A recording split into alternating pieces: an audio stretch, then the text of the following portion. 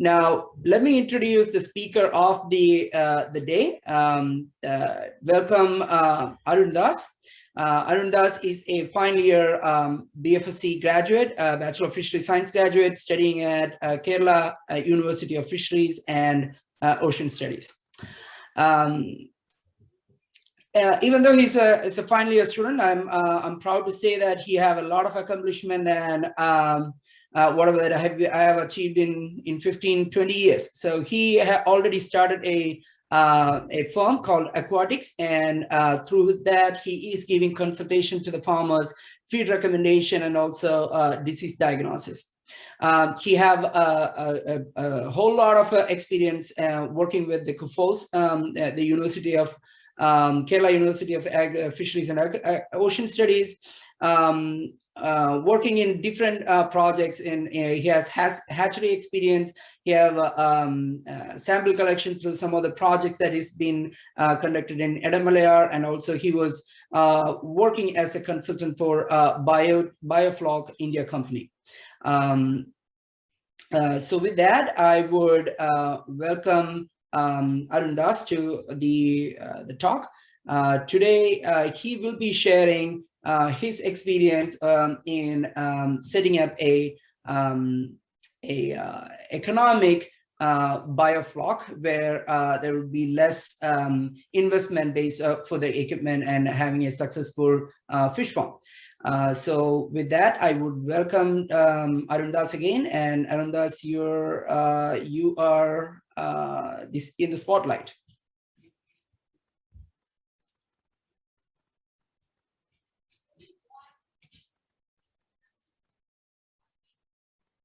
Arun Das, I think you're muted.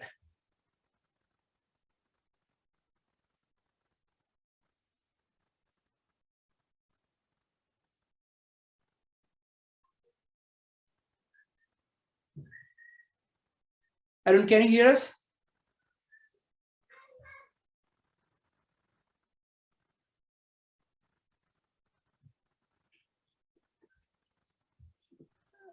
Okay. To make him a co-host for him to unmute.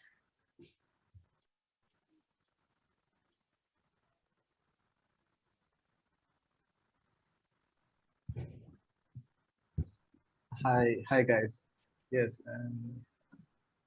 welcome all. My name is Arun Das. I am from Kerala and as the last year student of KUFOS BFSC. Then all the things are well explained by my senior. Then I think any introduction is not needed. We can directly go for the slides. Can you hear my voice? Hello? Yes, you can hear. Yeah. Can I share my slides? Yes, you can.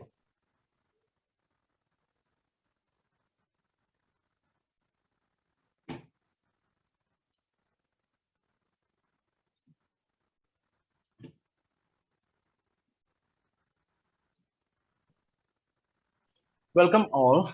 Now I am just sharing my experience in Biofloc setting up in an economic way. How to set up a Biofloc in an economic way. Then this is a not a good situation. Hope you all doing well in the pandemic situation. Then coming to the talk, just the introduction.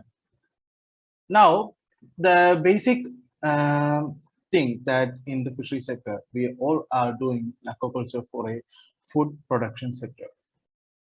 Okay, the first coming is extensive methods of biofloc, extensive method of aquaculture systems.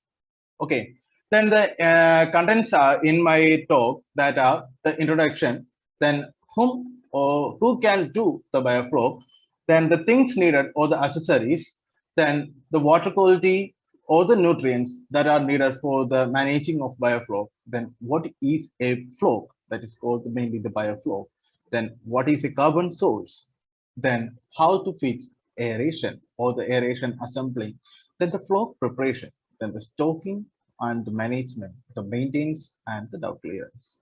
These are the things I am going to discuss in my speech. Okay. Okay. Then the introduction.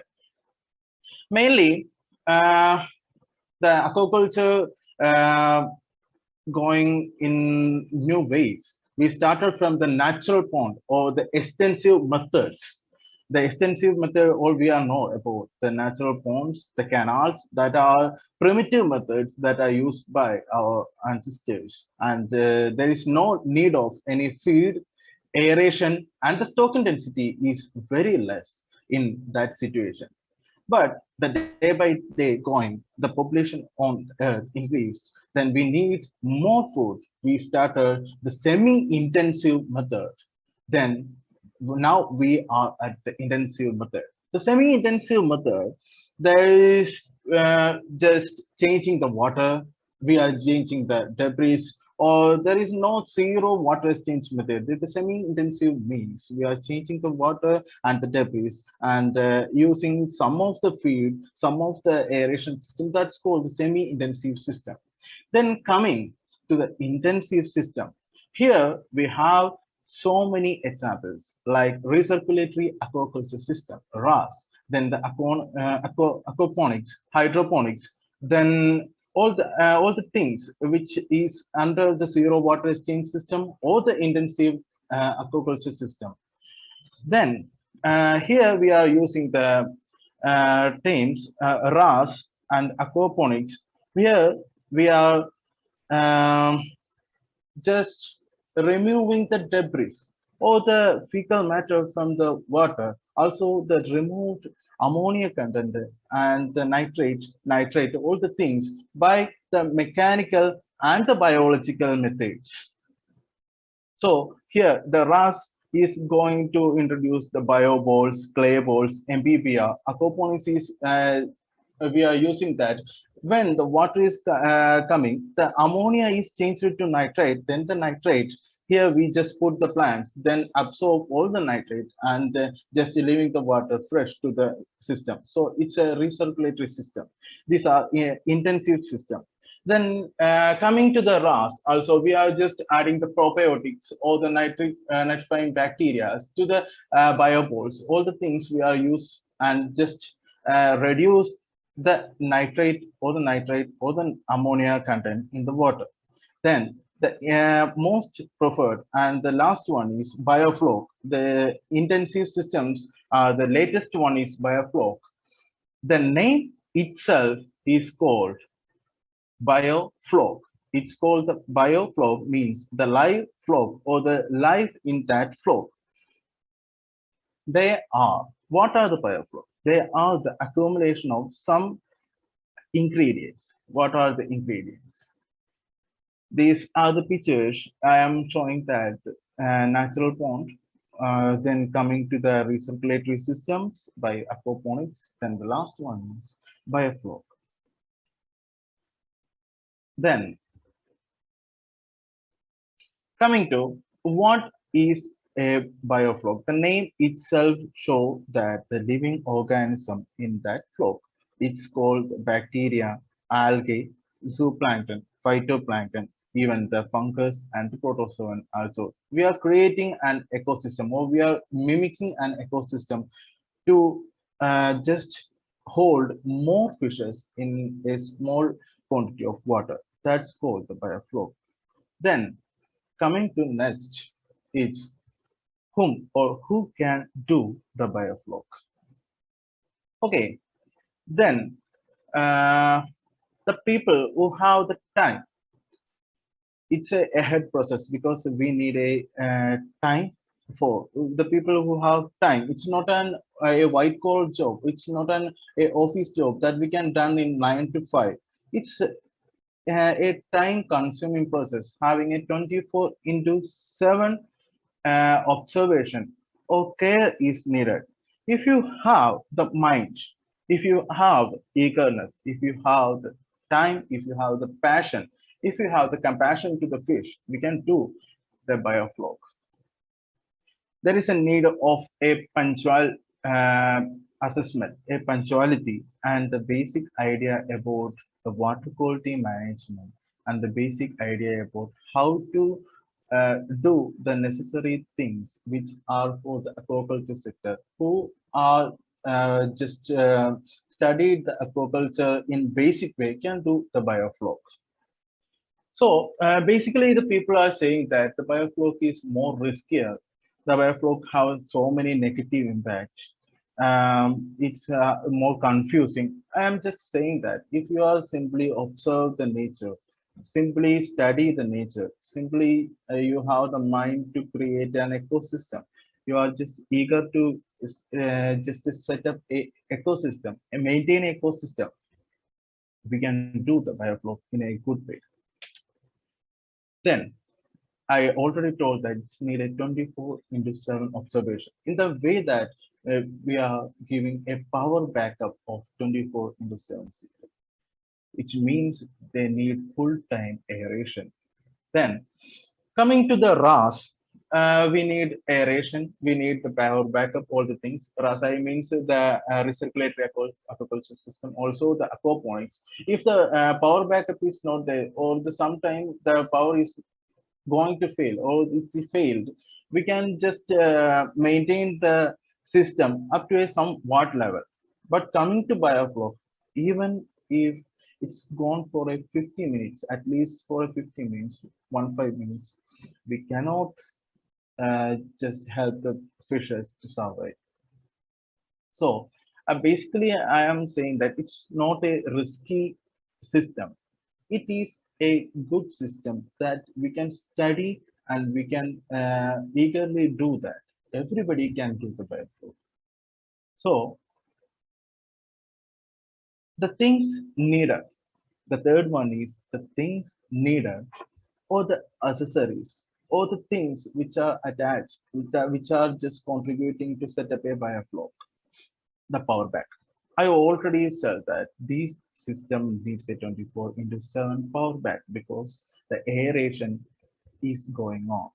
Because the flow which are formed by the bacterial or the algal or the phytoplankton, zooplankton, any life forms which are adhered together, we want to just stay them in the water, not settle down. Just to hold them in water, we need the aeration. So the backup in the sense we need electricity in the inverter, solar cells, or the generator. Everything we can use additional to the electricity or the power backup. Okay. So then coming to next one is aeration. We can just and next slide is coming with aeration. Then the carbon source. Okay.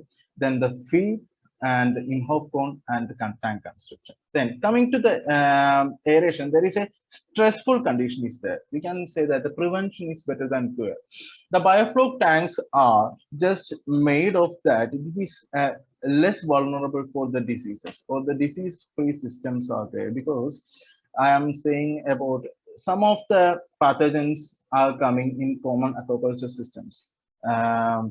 Just need carbon and nitrogen for their setup of their life forms. But coming to biofloc, we well established the better microbes in our system. Already we have a tons of or the lakhs of microbes in our system. They are consuming the carbon and the nitrogen.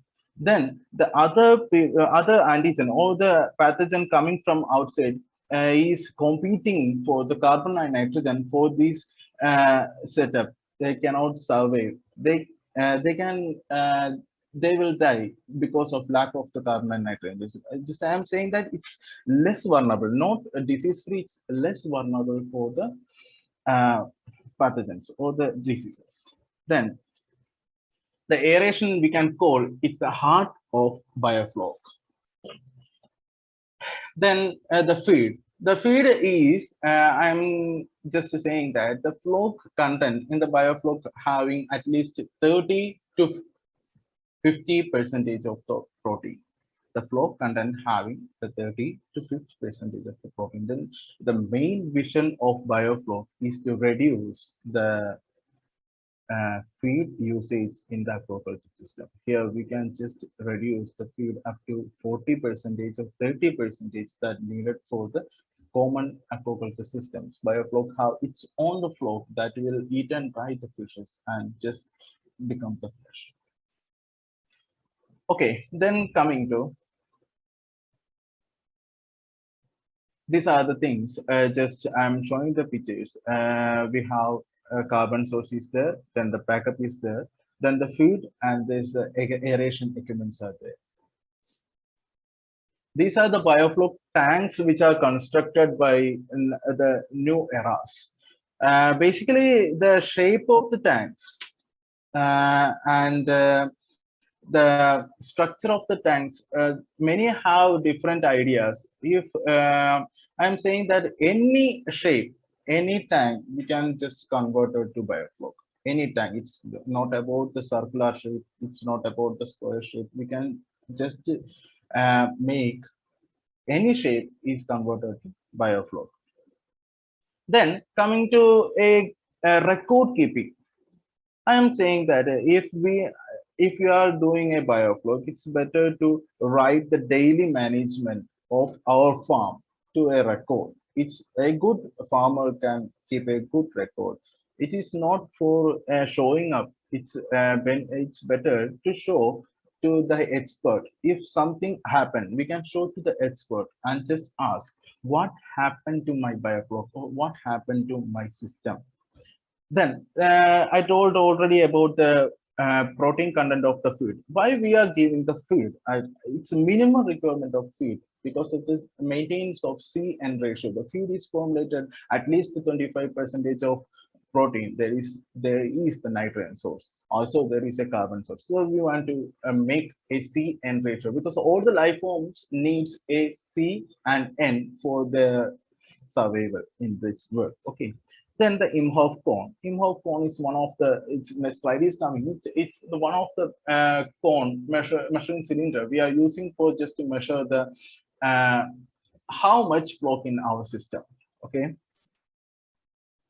Then coming to the tanks, any shape we can use, which have a proper drainage, which have a proper we can take the debris or we can just remove the dead flocs because we know there is pathogens or the microbes or the which we are just culturing in our system.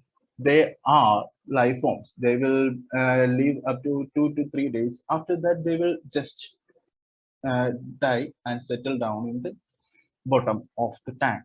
So we are most prefer to use the round tanks with a conical shape, at least from 21 to 45-degree slope to the center, because we can use any gravitational force, centrifugal force. Then we can drain from it and we can control the ammonia or the debris or the fecal matter, which are just formed in our floc system. Then coming to the fourth one is nutrients measure or the water quality. I am just saying that if we are doing the biofloc, it's better to start with a finfish biofloc because the shellfish have much more complicated. So it's an economic way of thinking that if we are doing a good biofloc, just to start with a finfish. It is more or less safer to start with shrimp start with finfish like tilapia, because when we start with shrimp, it has so many things to depend. Like basically, we need marine water. Then we need to know about the calcium, magnesium, potassium ratios. All above that, we need to just know about the molting period and how the molting after the shell, how the shells are consumed, all the things we want to know. So better to start with a finfish biofloc. So I just wondered about how the bioflocs are formed from the childhood. We are seeing in there are a lot of natural pond, but I am just seeing only the green algal content in all the ponds. but I am not seen any flock in any water system. Then I have the like to visit coal wetland. Then I seen that there is after the culture of paddy field, there is the carbon source is coming, the waste is there, so the nitrogen source is coming, then the C-N ratio in the coal wetland is formed. Then last sampling we seen that the natural flocks are formed in the coal wetland. So the fishes which are eating the natural flow, it will become more fleshier than the other fishes. So my concept is to make a natural flow method. These are coming. Then the coming to the water quality that is measured in our bioflow tank. Basic parameters like the pH, ammonia, then the nitrite, then the DO. Coming to the pH, yeah, it is already from 6.8 to 8.6 is ideal or the good in biofloc tank. Coming to ammonia, make it zero. I just prefer to my farmers or the colleagues which are doing the biofloc. You just maintain the ammonia zero or not allow them to go beyond zero point 0.5 ppm. It's better to use uh, zero point 0.5 ppm. Below that is good. The nitrate and the nitrate. The alkalinity must be in 80 ppm. The nitrate, all the things in a zero manner, zero stage, and the DO. It's better to maintain in 5 because the uh, I'm saying that it have 24 into 7 of aeration. It must be have 5 ppm of dissolved salt, dissolved oxygen. Then coming to see that here we can see so many test kits solutions that are we commonly used in biofloc tanks. Okay, then we can use the that DO meters, electronic devices, all the things we can use. But in coming to an economical manner, it's better to use solutions because if we are using these solutions, we can just reduce the cost because the electronics have so much cost than these setups. Okay, then what is flow? What do you mean by the bioflow?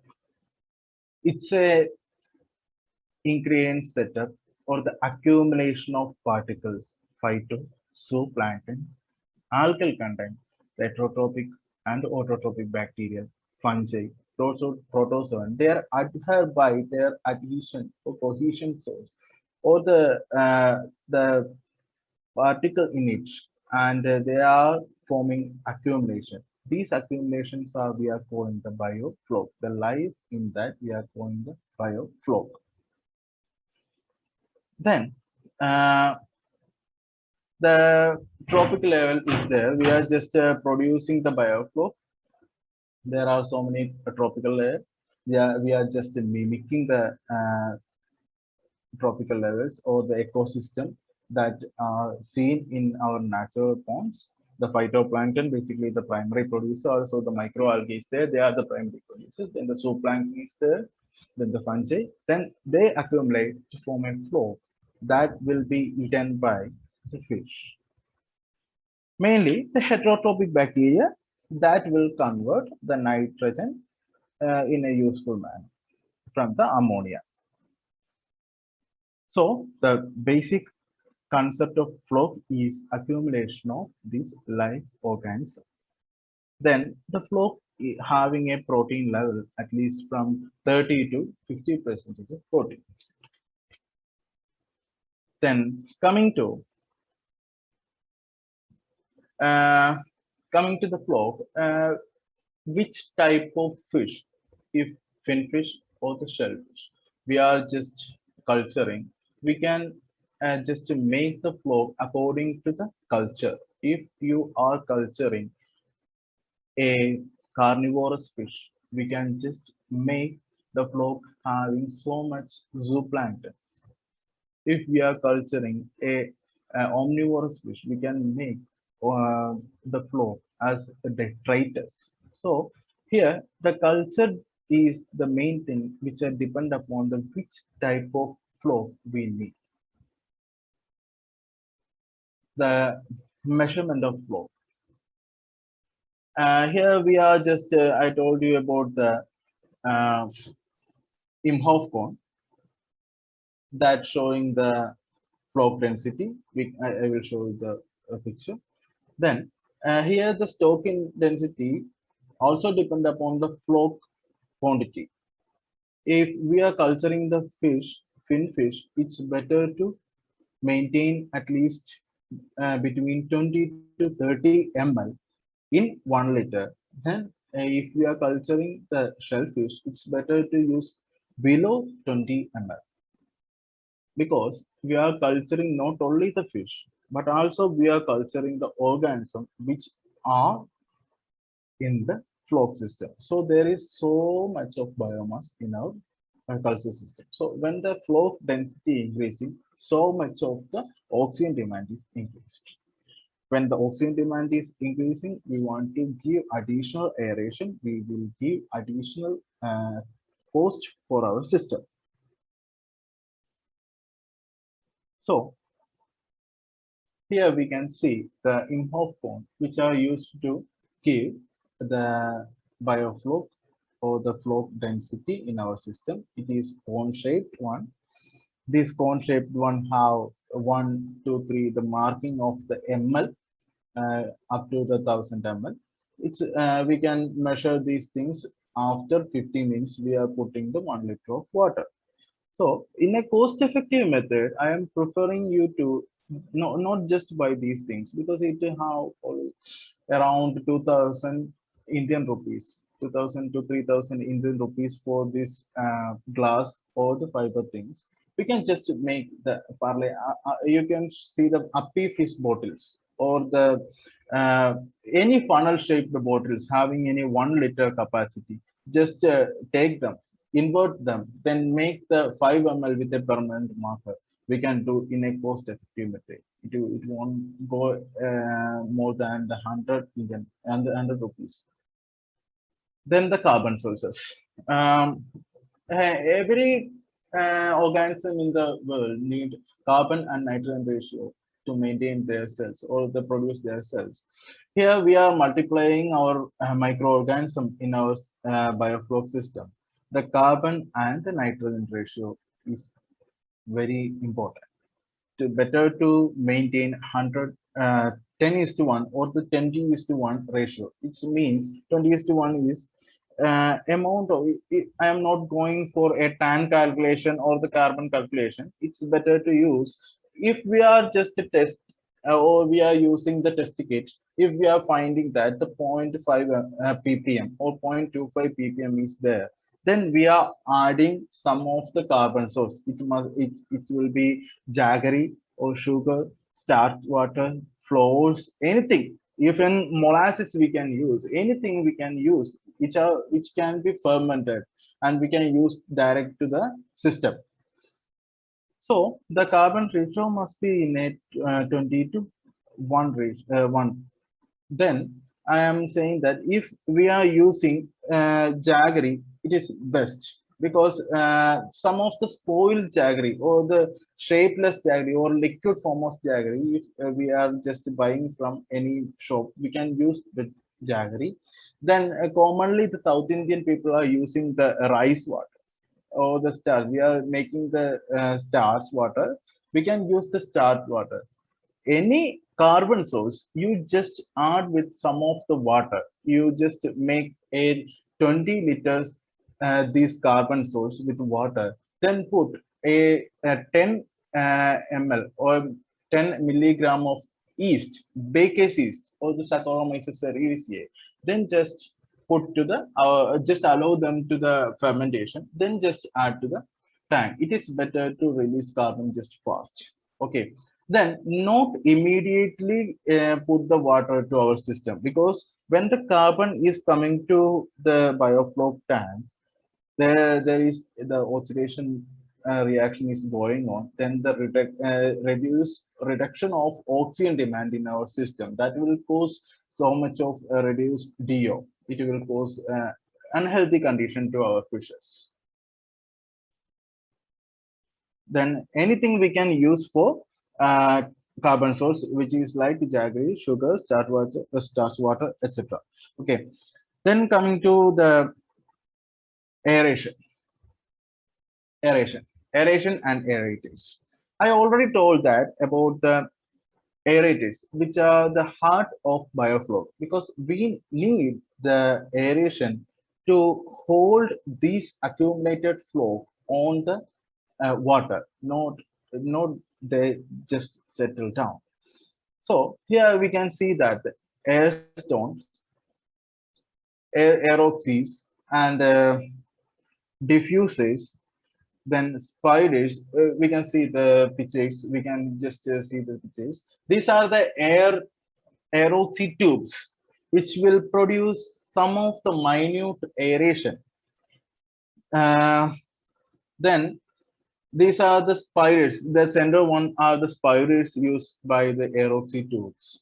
Then the aeroxy is one of the best thing we are using nowadays because it is much cheaper than the diffusers. Then the air stones are used by the primitive. Then these are some of the example of aerators. That the right one is blower and the left one is aerator. I'm not giving any specific name, but the Helia HAP 120 is basically used for the biofloc tanks nowadays in India.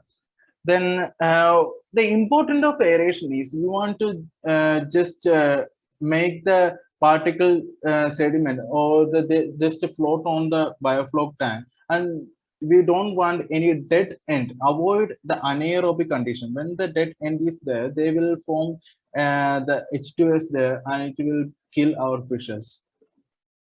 Then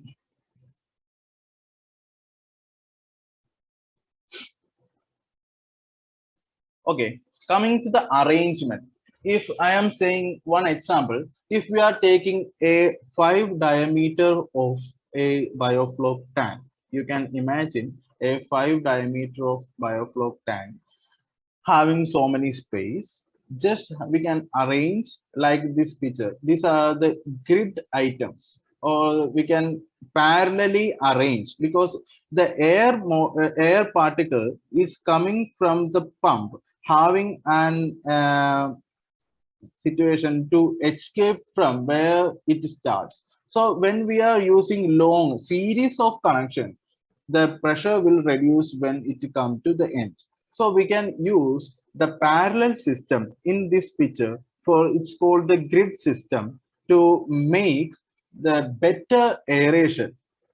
So what is aeration, or what is the importance of aeration? If nowadays we are using the nano bubble technology, micro bubble technology, all the things, it is basic concept is that if a molecule or air particle is coming from the diffuser or the aeroxy or the air injector, anything, it must go from down to the surface of the water column. It will go. Then the time period at which it gone from down to surface is very important. The velocity, when the velocity reduced, the time of the particle interacting with the water is more, then the dissolved oxygen will move. So the find the molecule, the velocity will slow down, then it will just interact with water and just form high DO in our water. So the nano bubble and micro bubble technologies nowadays are used for the preparation of biofloc tanks. Now we are using the polyvinyl PVC item pipe for the making of these things.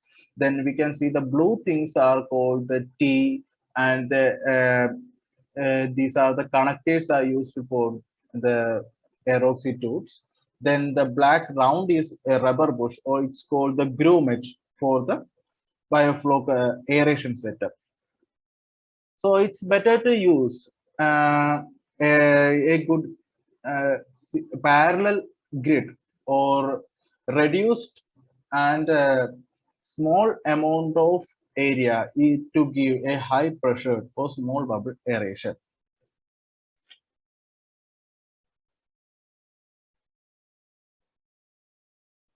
Then coming to the flow preparation.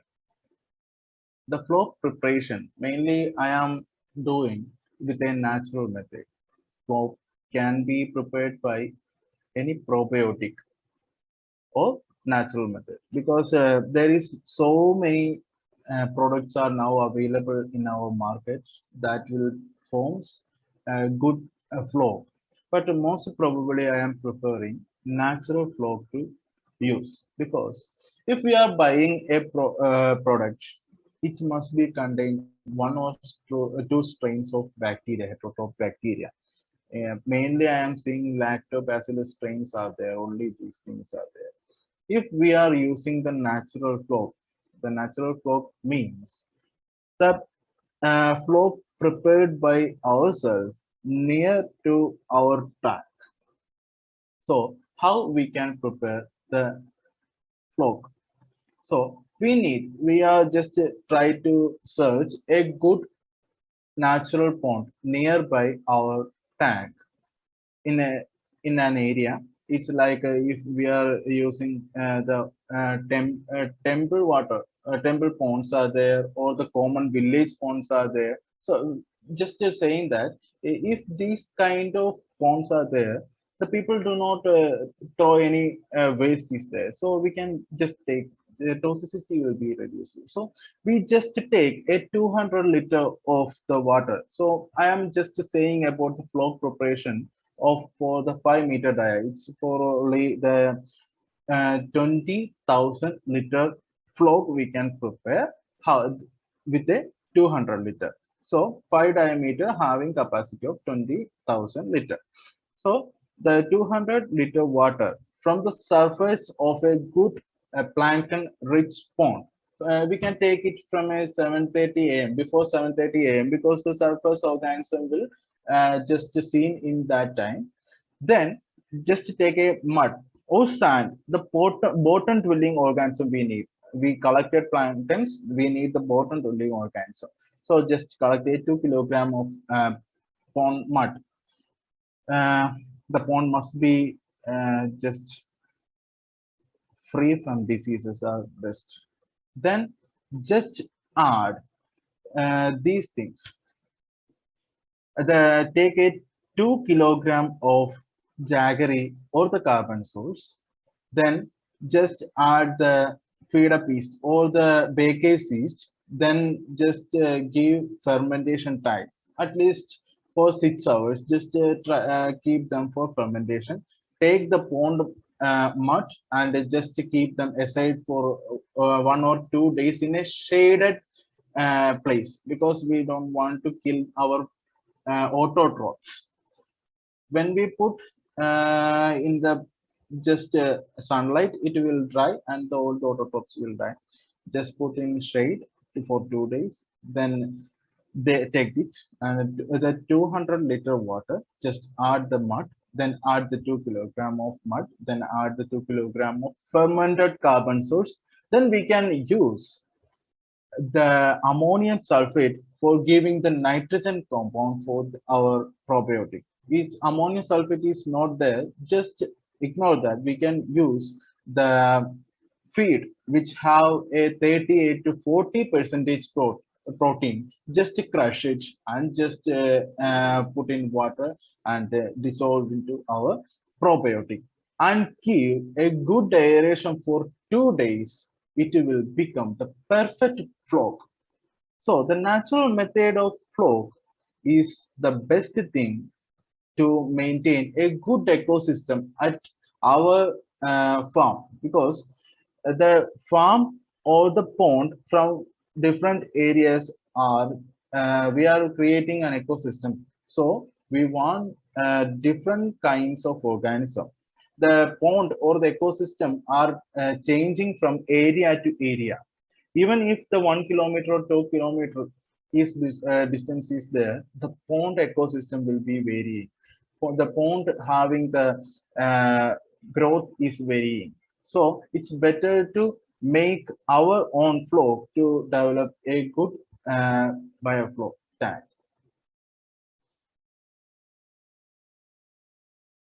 So it's better to use the 200-liter can for our calculation for the 2000 liter of biofloc.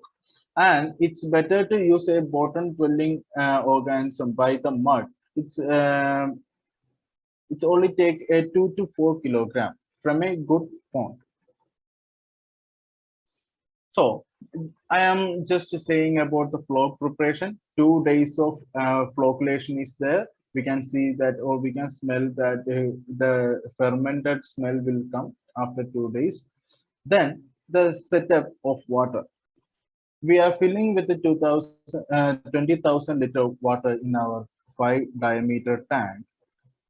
Then chlorinate it 5 ml per liter. The chlorination must be done with 50 ml per liter. It's better to use liquid chlorine, because when we are using the bleaching powder or the powdered form of chlorine, there will be debris, or the powdered form will settle down the bottom. It will become slurry or the type things after some days. So use the liquid chlorine, then 15 ml per liter for 3 days, then give a good sunlight, give a good aeration, then keep it for a 2 days or the 5 days for the dechlorination. Okay, then we just add our inoculum to these tank. So basically this is for 20,000 liter, having a round shaped tank, having a conical bottom with a different grid system of aeration. We just add the 200 liter of our inoculum to this tank. Then here we are using our inoculum to flourish the microorganism in our 20,000 liter.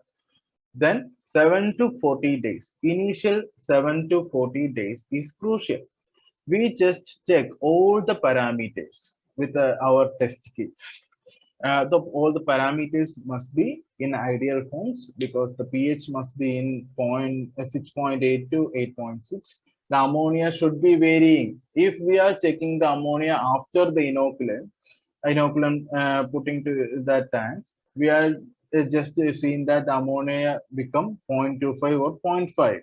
Then we add the carbon source, the fermented carbon source. It's better to use a fermented carbon source to our biofloc tank every time, because it seems to be more perfect and reducing the ammonia very fast. So the 7 to 14 days, we just interact with our biofloc tank and form a good idea about how much carbon source needed to reduce my ammonia in this ppm. If I am saying that, one example, 0.25 ppm of ammonia in a tank needs a 750 grams of jaggery with 5 or 10 grams of yeast. These things are the ratio that just for example I experienced in our tank. Then coming to the Stoking, after these 7 to 14 days, the regular record, we just write regular record, all the things, pH, ammonia, nitrate, all the things. Then we get an idea about how these things working. Then after 14 days, just to measure the flow that form in our tank with in half cone, we can see that it must be around 2 to 5 ml. It's perfect. Just add our fishes or stock our fishes. Before stocking, it's better to quarantine in a separate tank. It's or if the people don't have any separate tank, we can use any HAPA, net inside the biofloc tank. That must be the more problem in the biofloc tank. The flocculation, the floc will go to the gills of the fish, small fish, and the fish will die. So if you are using a small sized hapa inside the biofloc tank, just putting the fishes inside this hapa, the small flocs will come inside that they can eat. At least we can just sort the shooters in the tank also. If the shooters are there, just put them into the biofloc tank. Then just after that, we can put the slow grow one and just move on like this. The stock intensity in the biofloc tank differ in the shellfish and finfish. It's for 250 to 100 post lava per meter cube for the shellfish, and coming to the 16 or 25 liters for one fish. It's basically depend upon the kilogram or the biomass. It's simply, I am just saying that it's 25 liters for one fish is good for a finfish biofloc. So we can try, we can experiment with the floc value in the biofloc tank, and just give 5 days with these introduction of fishes. Already I said that the beginners must try a biofloc of finfish, and basically it's preferable for the tilapia culture at least twice before starting exploring the new one. The stocking density must be maintained 20 liter for one fish when coming to the finfishes. Use the quarantine protocol, and the grading property is also good in biofloc. The same size will make a good profit for us. Daily checkup is necessary in biofloc tank. Weekly sampling is also very important, because daily checkup is very important and write the things in our record. And the weekly sampling is very important, because we need to know how much feed is given to our system. So just take it out 10 fishes, then weigh them, and just take the weight for one fish, then make that the 5 to 10% of body weight we can feed them daily. Be punctual, because so many people are nowadays having the trouble with the punctuality, because when some people just want to see the fishes, they just switch off the biofloc and feed them, just they will come, just they just forget to switch on the biofloc aeration tank. Then the fishes will mortal or die within 15 minutes, or just we avoid. Oh, just I just yesterday I checked the ammonia. What's the need of today? Not going to too far. No, the ammonia content or the flow volume will increase within some hours. So it's better to daily check up. Some of my friends or colleagues, they are used to check up twice in a day. It's better result.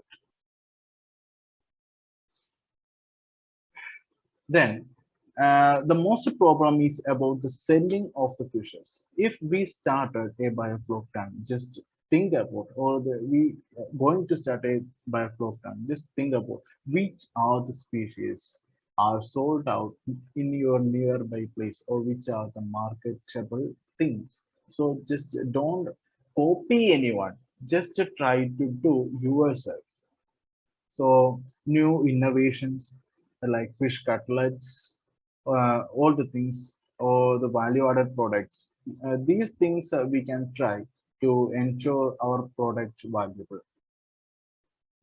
Then it's a economic way of biofloc tank. I am dealing with the economic way. Okay. Last year, our Kerala government just proposed the Subisha Kerala project, one of the best project in our state. Now I just opt the economy of that tax. Coming to the situation, the tank construction from with a square GI pipes, which with square GI pipe, then the polyform that having a 8 mm capacity, then the tarpaulin, silpaulins, we are basically say about in GSM, their thickness is coming to GSM all the things we can arrange, or the 5 diameter or the 24,000 liter holding capacity tank can be done within a 60,000 rupees, Indian rupees. These things are in INR, okay? Then 60,000 rupees. Here it's include the framework, all the GI framework, the polyforms, the tarpaulin, and the 6-year warranty is there. Also the aeration, the two aeration HAP 120. I am just saying one example, Helia HAP 120. It is also including that package. We can just set up these things in a 60,000 rupees. The power backup, it must be in and around for the 25,000. The electricity must be in a range of 1,200 rupees. Then the carbon source. We are using any carbon source. If we are a good farmer, we can use which are the lowest price carbon source. It must be become 2,500. Then others, the testing which are there, the labor charge are there, any miscellaneous charges are there. So it's become total 1,02,700 rupees in INR. The 6 months of culture. I am stocking a 1,250 fishes in our tank. The fish seed will cost 6 per seed. We can basically culture is about the tilapia culture, gift culture.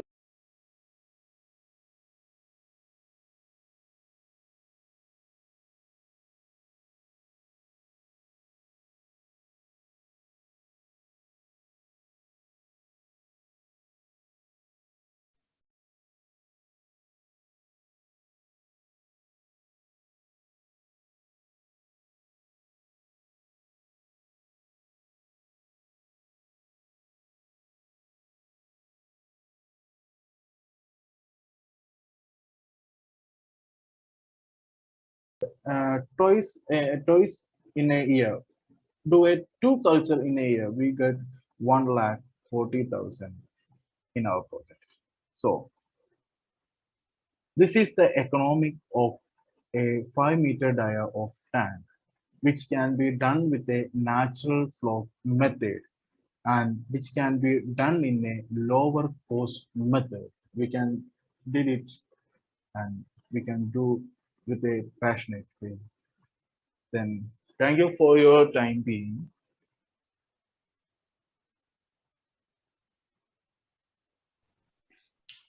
All right, thank you for the wonderful talk. Those who have any questions, please, just like I said before, please put that in the chat box so that everyone can see. Thank you for delivering this excellent talk, and all those who have joined. Thank you so much. But before going into the discussion or leave the party, we would like to get your feedback about today's talk. So please go ahead, and Deepak will be sending the feedback on form on the chat box. So please click on the link, and then let us know your opinion about this talk, and and general the conduct of the webinar as well. We would also like to announce, if any one of you are happy to volunteer for our AFS talk, please do us know. We would be interested to know in which way you are willing to help. It could be website development skills, or it could be contact developing skill, or training or assessment skills. So whatever the skill set that you have, we could use it for further improvement of our talk. There are a host of activities that we are looking forward to deliver through AFS talk. So please don't hesitate to contact us and discuss what you can help us in delivering those services. Now, move on to the discussion part. We have roughly 15 minutes to for the discussion. So at this point, if you want to unmute yourself and ask a question directly to the speaker, you can. I would also recommend you to type the question in the chat box. So for those who are having a difficult internet connection, could also understand and read the question. Thank you. With that, we'll go with the question session. Okay, so Deepak has already put the feedback form, so please go ahead and click on this link to give us feedback form. So so we have the first question is from Vidya. Vidya, do you want to unmute yourself and then ask a question directly to him? No, you can deliver, sir. Okay, so the question from Vidya was, what are the constraints of Biofloc in earthen ponds?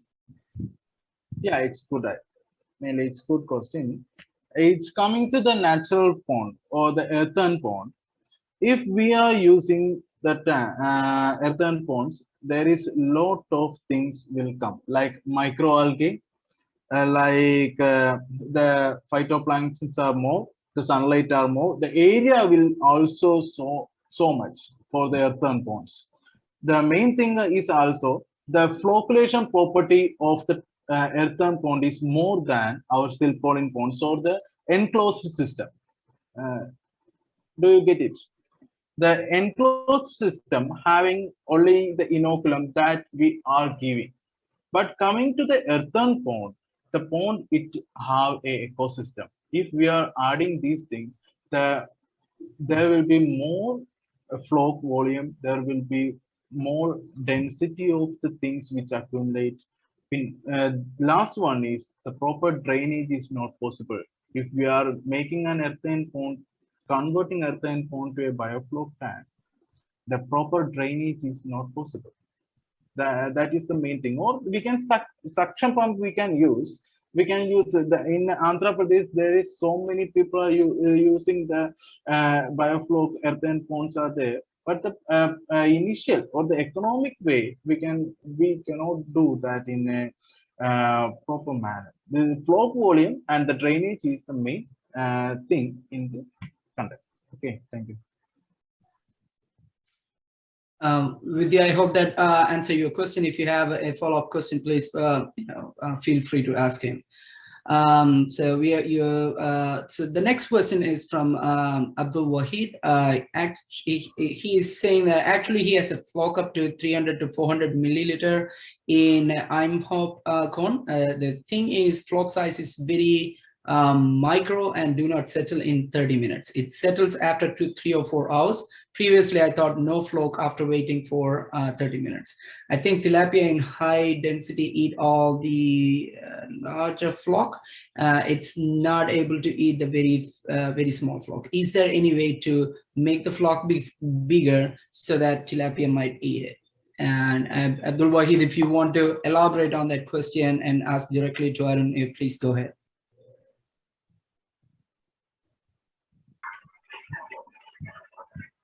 Yes, that is the question. I need actually, is that a problem of floc? I don't know actually what the problem is. It's taking a lot more time to settle down. That is the issue. Yeah. I'm saying I want to know about which type of probiotic you are using, basically. Because I got it. Yeah, I got it from Amazon. Okay. The problem is that it only contains any 1 or 2 strains. Just read the label. It contains only 1 or 2 strains of bacteria only. Then there is a floc composition in your. It may be interrupted with any problem. Just to check with the water parameters. I think the hardness of the water is more. That is the problem with you. Okay. Then coming to the, I think tilapia in high density, a larger floc is not able to eat it. That's the problem. It's not a proper floc. You try the natural floc once, then just contact me. Okay. It is not the proper floc that formed. It's only the flocculation property, like the bubbles are formed only, like a soap. Okay. Just try the natural floc once and just contact me. Thank you. How to contact you, sir? Arun, can you put your email address if it is okay with you to the chat box so everyone can? Of course, I will. Thank you. Okay. So another question is from Joseph Priyan. I think he have uploaded a image And based on that image, is this color is normal or some issue? Ammonia is almost 1 in my tank and it is 1 month old. Which the color? Where is the thing? I cannot see. It's just about the. I don't know whether you can see the picture.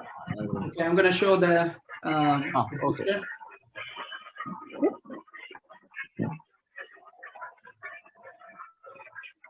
That white color is normal. Or? Yeah. It's not.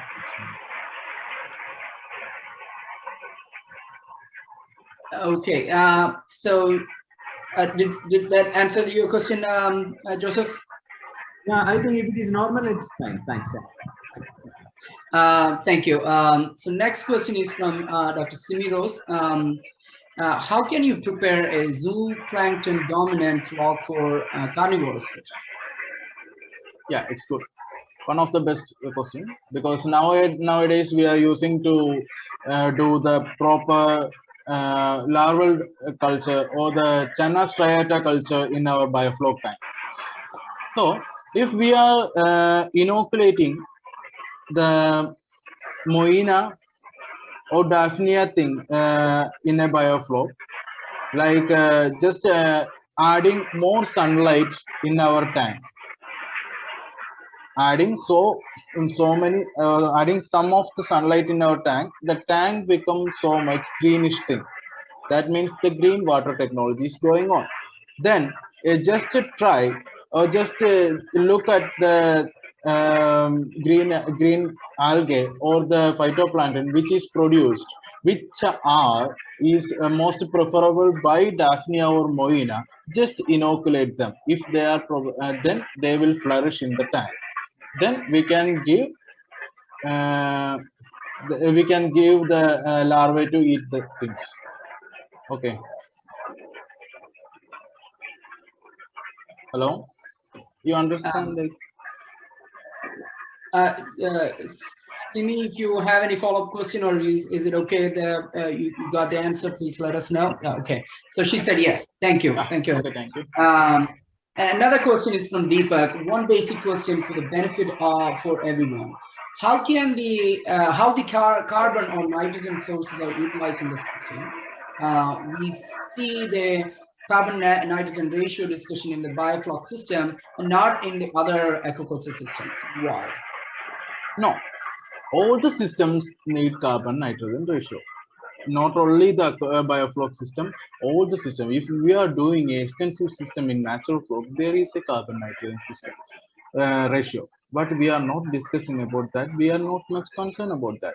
Here we are culturing these things. These things means the microorganism, or we are just concerned about the flow. They need carbon and nitrogen to form their cells, nitrogen to form their amino acids, and the carbon to form their cell structures. So mainly the heterotrophic bacteria dominating in the biofloc system. So they need the carbon nitrogen ratio. So we are here using the carbon nitrogen ratio. So basically, when we are giving the carbon, it is used by the heterotrophic bacteria to build their body, and the heterotrophic bacteria are eaten by or used by the zooplankton. The zooplanktons are eaten by the fishes, or the flow formed by these things are used by the fishes. So is it okay? But yes, okay. Thank you, Arun. So now we have another question from Vidya again. So the question is, how long a biofloc system can be used for a culture? Yeah, it's mainly depend upon the species, because the finfishes are there, the shellfishes are there. If we are using a finfish like tilapia or any cichlid variety, or basically tilapia, it must be around 4 to 6 months. But coming to the shellfish, it must be 65 days or the 80 days. The shellfish 3 months is enough. Okay. Basically depend upon the species which are we interested. Is it okay?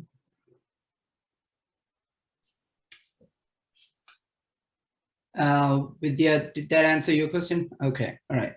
Okay, so if at this point, if anybody else have a question, please unmute yourself and then ask directly to the speaker. That would be great. Meanwhile, I have some questions. I'm an economist, so I'll be like, talking about numbers. One thing that I didn't see in your, I'm critical about the cost of this Biofloc system. In the economic calculation, whatever that you said in the beginning or throughout the talk that it is a 24/7 job. Yeah. So I didn't see a labor cost over there, and which is a substantial part of the cost structure, which I didn't see there. Yeah. Can I? Yes. Okay. Then it's a 24/7 job.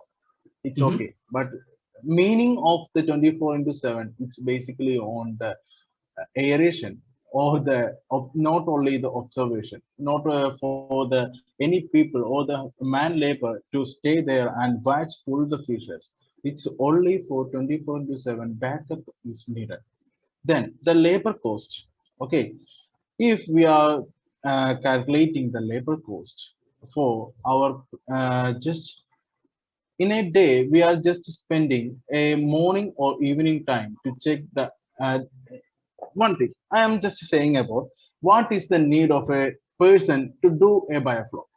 First thing, you want to check up all the parameters in water, like pH, ammonia, nitrate, whatever it is. Okay, that need only a half an hour. Then just drainage, any debris is there, which need a half an hour. So 1 hour per day for a 7 day. So 7 hours for a week is needed. Okay.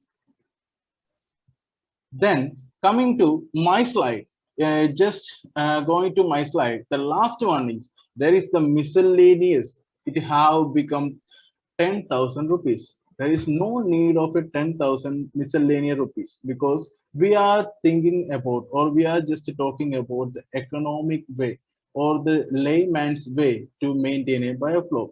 If we have the passion, if we have just doing with a what we are just doing, we are if we are keeping a pet in our home, we are keeping a plant in our home, we are just maintaining anything in our home, we are not giving money to anyone to see the things or taking care of these things like it's the philosophy is good, but if you come to the farmer is not a passion. Yeah, right? that's why the last slide I put that the miscellaneous is 10,000. Whatever it is, the labor cost we can add. Okay, let me clarify a little bit more thing, and this is why I'm critical about the whole system. Is it started here in Biofloc started in United States, and that's where and then it started spreading over to the other countries too. It's been almost like 10 years, more than 10 years, the Biofloc system has been implemented. And, none of the farmers like, catfish farmers or tilapia on that range. Now I'm seeing some of the research are going on for tilapia farming. Why? Because it's because of the cost structure, because of the non-profitability of in general, the RAS is not profitable compared to other conventional systems. That's why it's not been getting widely accepted in this country. And when you're coming, so right now what you're talking about is more like a factory manufacturing of fish. Like, the more intensive it goes, it is more like, you are manufacturing fish rather than production. So you're giving them carbon nitrogen ratio on a particular ratio. In order to do that, in order to tackle some of the other issues, you are giving aeration. So all factors are being feeding in, and then you're producing the fish, right? It requires more management, more time will be needed. Or if you are not looking for a labor, you can go for automation. You can put some machines. Right there, the cost again is increasing. The cost structure is not being, so based on the cost structure I saw, I am as an economist, I don't agree with that cost structure. Okay. The basic cost is coming from not about the labor charges. Yeah, I know. Labor charge, yeah. If you are adding any labor charge, it's okay. It's labor charge is there. Then it's basically, I think it's coming from the food cost. Then it's basically coming from the power supply. Then the initial cost. These things and the seed, about the seed. If we getting the gift below paying 6 rupees, the seed price. These things have the main money. These things contributing the large economy. So if we are using a good biofloc system, feeding the fish with a good biofloc, not than the feed, artificial pellet feed, with a good biofloc, with a reduced or the low cost carbon source, then we can improve the system. Okay. All the costs that you mentioned mostly is the variable cost, that is something for the production. So labor cost, the jaggery cost, or whatever the carbon source cost, and the electricity cost. Electricity cost, again, I have a doubtful of, like, with that system, you have only 1,200 only electricity, because it's running 24/7. I'm not sure, like, whether how we got that, but I'm believing that that's an accurate one. But again, it's not a lifelong system. You have to replace the system. You said that the initial cost of, like, buying all those things. So what's the lifetime for this system? I already mentioned in slides that the 6-year warranty is for the things. That's for the warranty, right? I mean, I'm talking about the lifetime. If something happened to the farmer, so after 6 years, what is the biofloc system's lifetime? It's not that we can say that it will be staying, like, the lifelong. The performance will be the same, right? So at least the efficiency will get reduced. So the farmers have to replace the system with a new one. We haven't considered that in the cost structure, and that affect the profitability too, because the money that is coming from the farmer is putting into the system for replacing the system too, right? So farmer has to get money from somewhere to replace it, right? So if we are not calculating that in our economics, and I would say the economics is wrong. Yeah, it's coming to this system. The biofloc is nowadays we are doing. I showed this system because of the low cost budget, because the GA pipes are used, or these things we can just pack up and just go for. Or this is a what is called it's a simple system. GA pipes are used, tarpaulin tanks are used. These things are maintaining after 6 years. Okay. If we are going for higher, like a RAS, like anything coming to FRP tanks, these things are more costable than our system. If you are setting up a RAS system, which type of things are we are using? Which type of tanks are we are using for RAS system? It could be cement, it could be ethane pumps. They're different. Yeah. The cost of the biofloc tank that I showed to you is less than that setup. Okay. Because I have more. Actually, I have more questions, but we have considering the other participants also, I have more questions listed in the chat box. So let's come back. Like, if we have time, let's come back. Otherwise, I will contact you directly to ask more questions. So we have Deepak asking, would you always do biofloc for carnivorous fish under shade with no sunlight? If not, is there a chance biofloc could convert to green in the middle of culture period? Okay, well, would you always do biofloc for carnivorous under shade? Yes, definitely. We are using the Chana striata culture in closed system, because if you are doing a RAS system, we need to set up a 1:3 ratio of the what we are calling the MBBR, all the things. If you are using the tank itself a nitrate ammonia converter, the floc itself a filtration media, we can use the biofloc to change the carnivorous fishes ammonia to the neutralized. If they are not eating the detritus, we can maintain them in the biofloc tank to convert the ammonia. So if not is there, Biofloc would convert to green in the middle of the culture. Yes, when the sunlight is more, we can convert it.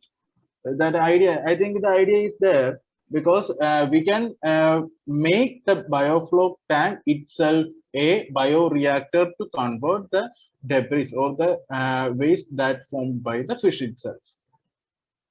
Okay. Okay. So that so I think another question from Mr. Abdul Wahid, is monitoring nitrite and nitrate very important in Biofloc? Yes, of course. Very important. It's have a second or third option than the ammonia. Now, if nitrate and nitrate is there, we can just maintain the micro algal content level, just to give a sunlight, or just put some water, or just if the nitrate content is more, the brown blood syndrome is will come. So just putting some of the salt, just increasing the salinity, also we can just maintain these things. It's have importance than the ammonia level. Okay.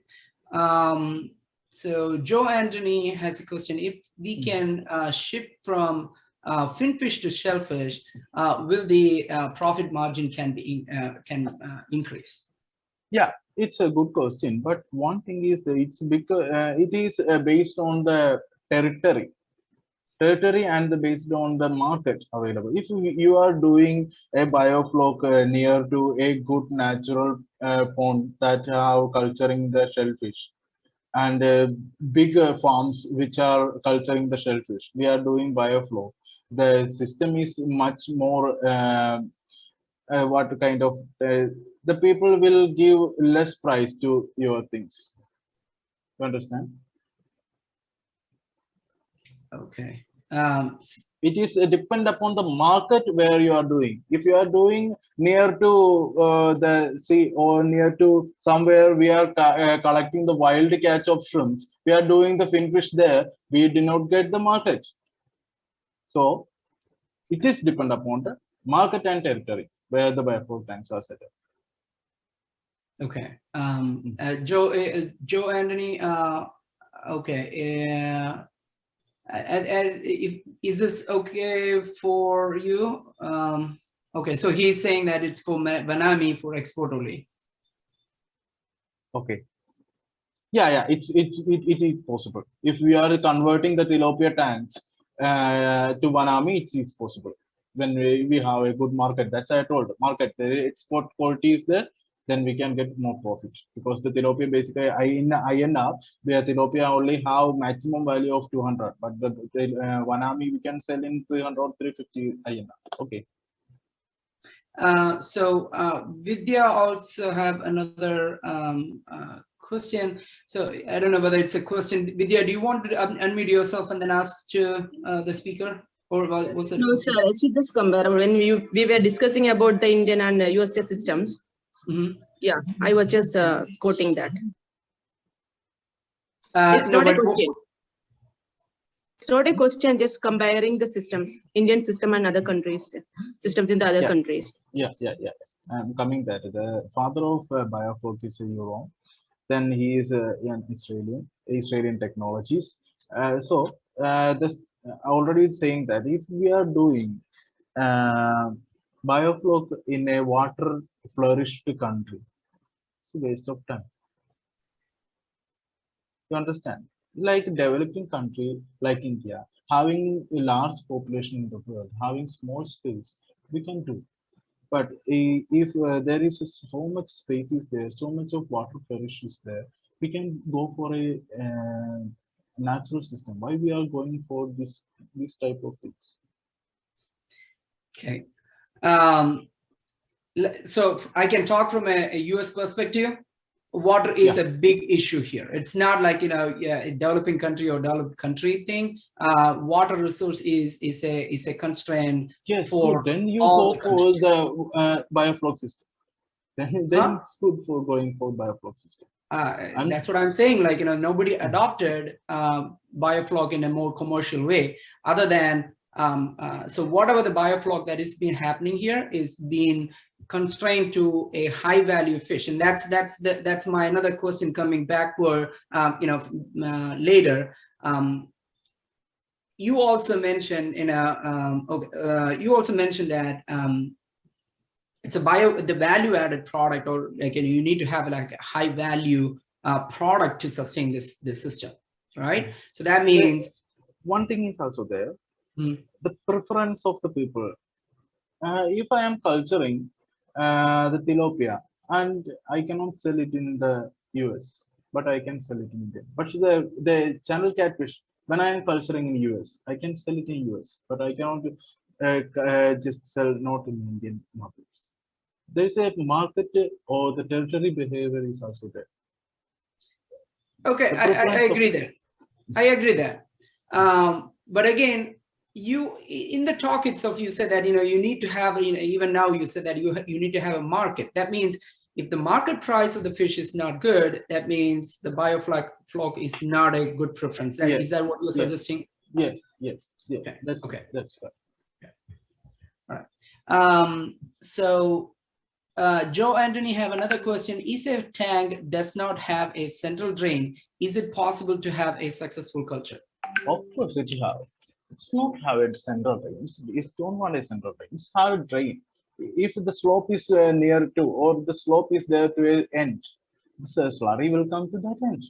If you can suck these things by submersible pump, you can do that. It's a removal. It's only the detritus and the dead flocs removal is the constraint.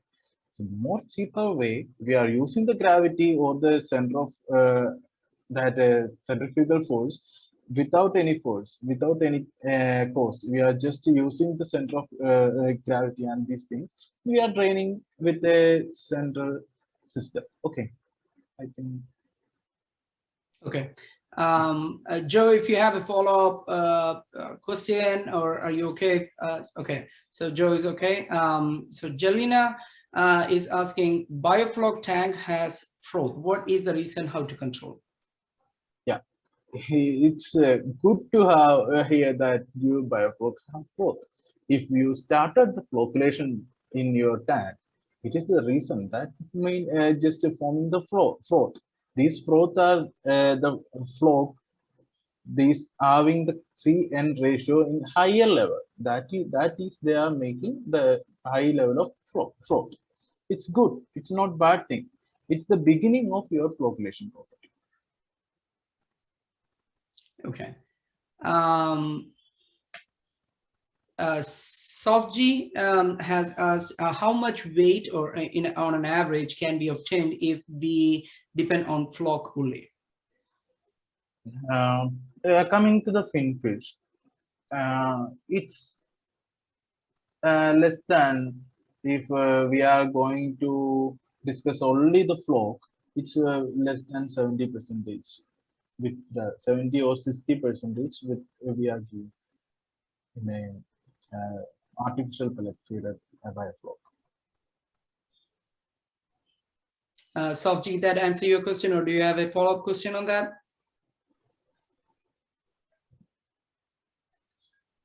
I didn't see a response. I guess it's okay with Sofji. Okay. Okay. I didn't see any other question. If you have any, okay, so she's okay. So is there any other participants who have any questions? Please unmute, or type in the chat back. It's muted by the host. Okay.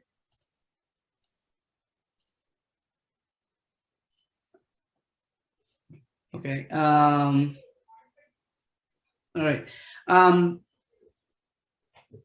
Yeah, I didn't see any other questions. So at this point, I would like to thank you, Arun, and for coming and giving us excellent talk and having a good discussion. And thank you all who have participated in this talk. Once again, thank you. We'll see you next time.